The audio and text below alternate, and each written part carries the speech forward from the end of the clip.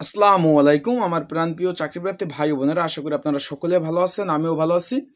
আপনারা সকলে অবগত আছেন যে জানেন যে সরকারি চাকরির প্রবেশ সীমা বয়স যে আগে 30 ছিল সেটি 35 করা হচ্ছে, অ্যান্ড যেটাকে রিটায়ার্ডের বয়স ছিল 59 বছর সেটা 65 করা হইতেছে।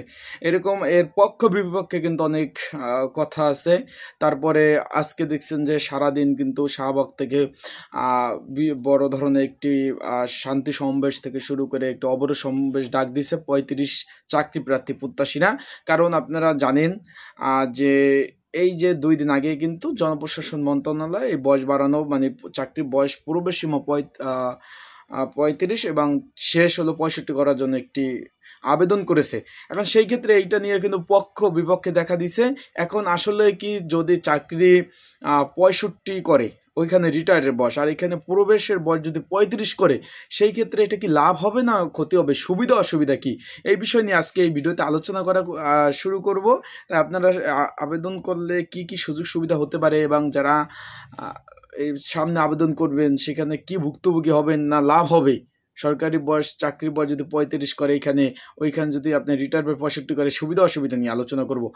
তাই আপনার ভিডিওটা শুরু থেকে শেষ পর্যন্ত দেখলে অবশ্যই গুরুত্বপূর্ণ তথ্য জানতে পারবেন। আর যারা আমার ইউটিউব চ্যানেলে নতুন তারা অবশ্যই ইউটিউব চ্যানেলটা সাবস্ক্রাইব করে রাখবেন এবং আপনাদের মূল্যবান কোনো মন্তব্য থাকলে অবশ্যই কিন্তু কমেন্টস বক্সে কমেন্টস করবেন।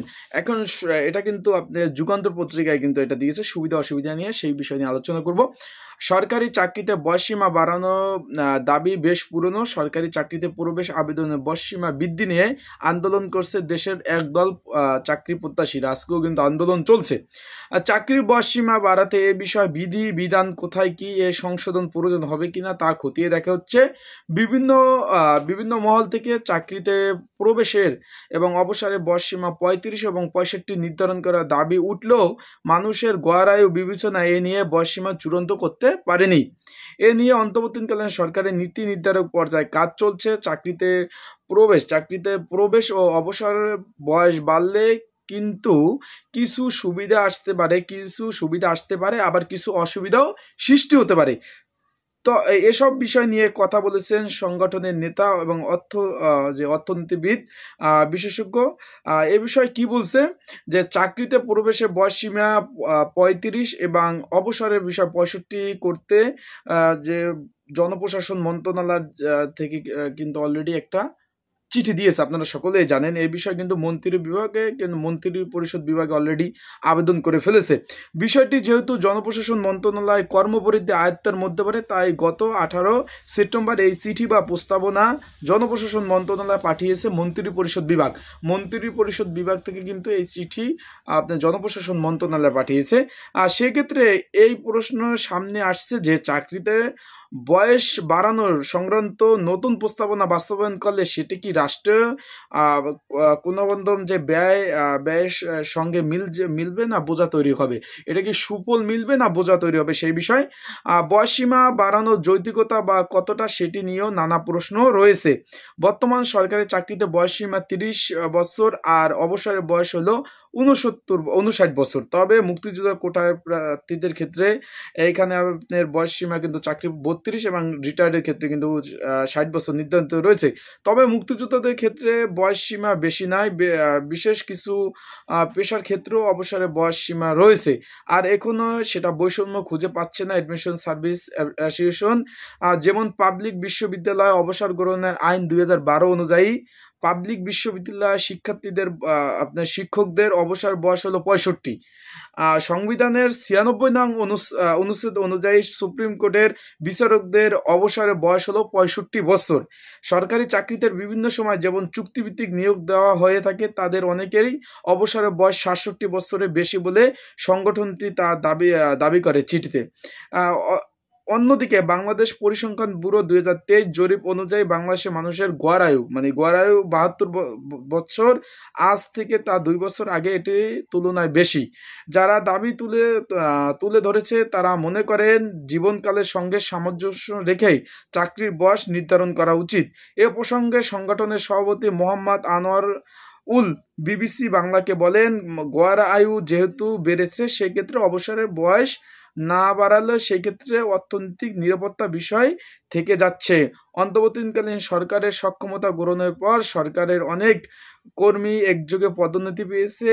এর অন্যতম কারণ হলো শেখ হাসিনা সরকার আমলে অনেকেই নিয়মিত পদোন্নতি পাননি।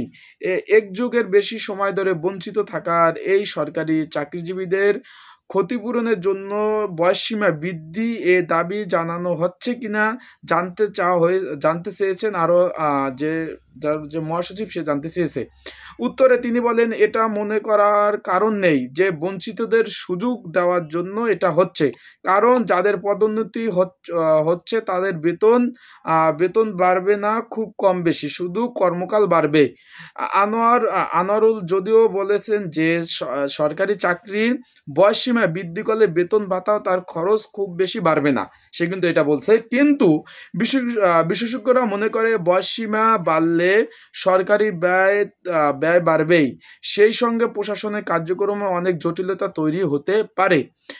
যারা বছরের পর বছর চেষ্টা করেও সরকারি চাকরি যোগ দিতে পারেনি, বা যাদের সরকারি চাকরির বয়সসীমা প্রায় শেষ দিকে, বা রাজনৈতিক কারণে যারা সরকারি চাকরির বিভিন্ন সুযোগ সুবিধা বঞ্চিত হয়েছেন, বয়সসীমা বাড়ানো আপাতত দৃষ্টিতে তাদের জন্য একটি সুযোগ। যারা দীর্ঘদিন যাবৎ চাকরি পান নাই, যাদের বয়স প্রায় শেষ পর্যন্ত, অথবা যাদের বয়স 32 হয়ে গেছে, তাদেরকে সুযোগ বলছে। কিন্তু যারা নতুন সরকারি চাকরি প্রস্তুতি নেবে তাদের অসময়ে প্রতিযোগীর মধ্যে পড়তে হবে।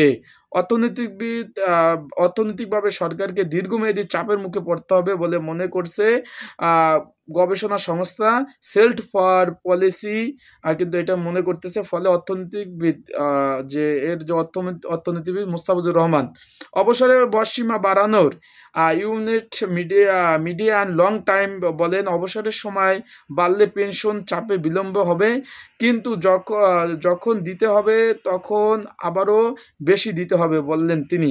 বাংলাদেশের বাজেটের একটি বড় অংশ ব্যয় হয় সরকারি কর্মচারীদের বেতন ভাতার পিছনে।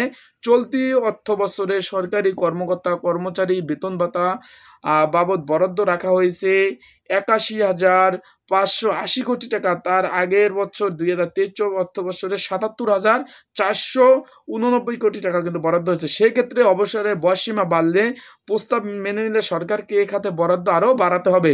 সরকারি চাকরিতে প্রবেশের বয়সসীমা দীর্ঘ সংক্রান্ত আরও একটি জটিলতা হলো বেকারত্ব।